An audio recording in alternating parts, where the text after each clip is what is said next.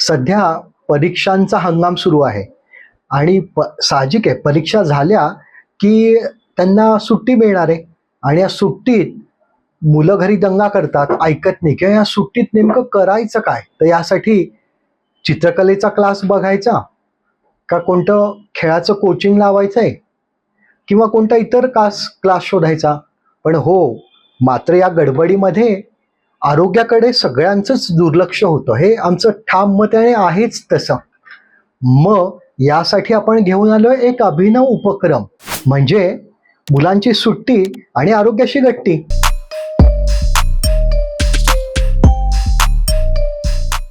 या उपक्रमामध्ये मुलांचा आपल्या आरोग्याविषयी अवेअरनेस निर्माण होणं, त्यांना आपल्या प्रकृतीचं निदान करणं. प्रकृती म्हणजे काय, नेमकी त्याची प्रकृती वैयक्तिक कोणती आहे, त्या प्रकृतीनुसार त्याचा आहार विहार कसा असायला हवाय. जीवनशैलीत मुलं काही काही गोष्टी सारख्या करतात, अगदी ते मोबाईलचा अतिवापर असू दे, रात्रीचं जागरण असू दे, दोनदा ब्रश न करणं असू दे, एखादी गोष्ट आवडती असताना ती सारखी तीच खायला मागणं, अगदी मग वेफर्स किंवा नूडल्स किंवा सारख्या ऑनलाईन ऑर्डर करणं. याविषयी त्यांच्या मनात जागरूकता निर्माण करणार कोण? बरं, आई बाबा मुलांना सांगतातच, पालके मुलांना सांगतात असं करू नको.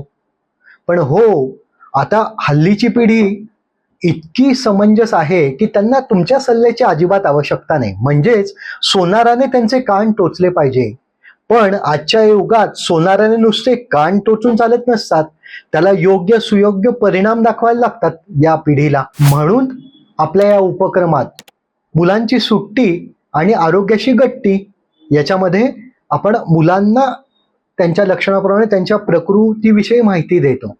शिवाय त्या प्रकृतीनुसार त्यांची जीवनशैली कशी असायला हवी, किंबहुना आता सध्याची जीवनशैली तपासून त्याच्यात काय चुका आहेत, काय दोष आहेत आणि ते कसे बदलायला हवे हे सुद्धा मुलांना सांगतो. आता औषध म्हटलं की अरे सगळ्यांना येतो तो कंटाळा, पण गंमत अशी आहे, मुलांनीच त्यांचं औषध स्वतः घरी बनवलं तर किती मजा येईल ना. त्या मुलांनी सुट्टीचा वेळेचा सदुपयोग करताना स्वतःचं औषध स्वतः बनवावं घरी, घरच्या साधनांनी, आणि ते स्वतःच घ्यावं. मग त्यांची औषधाची भीती पळते आणि औषध ही काही वाईट गोष्ट आहे ही जी संकल्पना आहे ती सुद्धा याने बदलते. मग मुलांचे कोणतेही तक्रार असू दे, सर्दी खोकल्यासारखी तक्रार, अंग दुखणं, आळस अनुत्साह, झोप न येणं, पित्ताच्या तक्रारी, जंतांच्या तक्रारी, सर्दी खोकला शिंका, तर या उपक्रमामध्ये सगळ्यात महत्वाचा घटक हा आहे की मुलांनाच आपण त्यांचं औषध घरच्या साधनांनी घरी बनवायला सांगतो आणि ते त्यांना घ्यायला लावतो. यामुळे मुलांना अजून याविषयी अभिरुची निर्माण होते आणि त्यांच्या आरोग्याची जागरूकता, अवेअरनेस हा उत्तम पद्धतीने वाढतो. यासोबत मुलांच्या आपल्याकडे खूप छानशा थेरपी आहेत. साधारणतः 30 ते 40 मिनिटं रोज, एक दिवसाआड, किमान आठवड्यातनं एकदा 30-40 मिनिटं मुलं इकडे येतात आणि त्यांच्या डिटॉक्स आणि ग्रोथ थेरपी असतात ज्या मुलांना करायला आवडतात. त्या केल्यानंतर त्यांच्या आरोग्याशी संबंधित एखादी समस्या असेल तर ती सुटते, संपते, बदलते. किंवा जरी समस्या नसेल तरी त्यांच्या प्रकृतीनुसार एखाद्या मुलामध्ये उष्णता जास्त असेल तर ती कमी व्हायला मदत होते, एखाद्याची उंची कमी असेल तर त्याचा फायदा होतो. काही मुलं अति चंचल आहेत तर ती चंचलता कमी होते.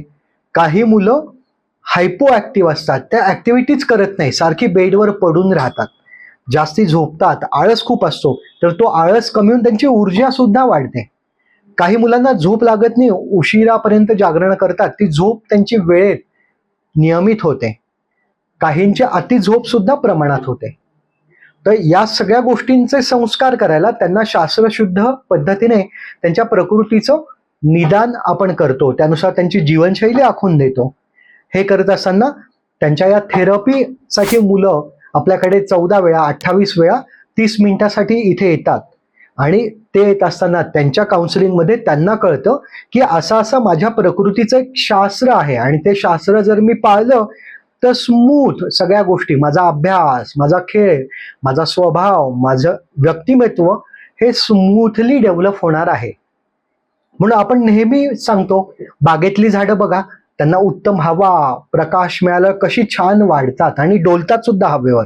पण तेच कुंडीतलं झाड कसं स्तब्ध आणि स्थिर आहे.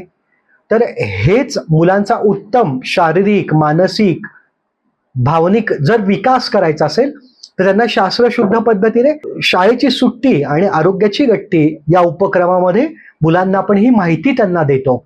त्याविषयीची जागरूकता निर्माण झाल्याने आपसुकच आरोग्याविषयी त्यांची जागरूकता निर्माण होते, त्यांच्या आहाराविषयी त्यांची जागरूकता निर्माण होते, त्यांच्या जीवनशैलीविषयी जागरूकता निर्माण होते. आणि सगळ्यात महत्वाचं, जेव्हा प्रकृती कळते तेव्हा आपल्याला त्यांच्या मनाची सब्जेक्टिव्हिटी आणि ऑब्जेक्टिव्हिटी सुद्धा कळते.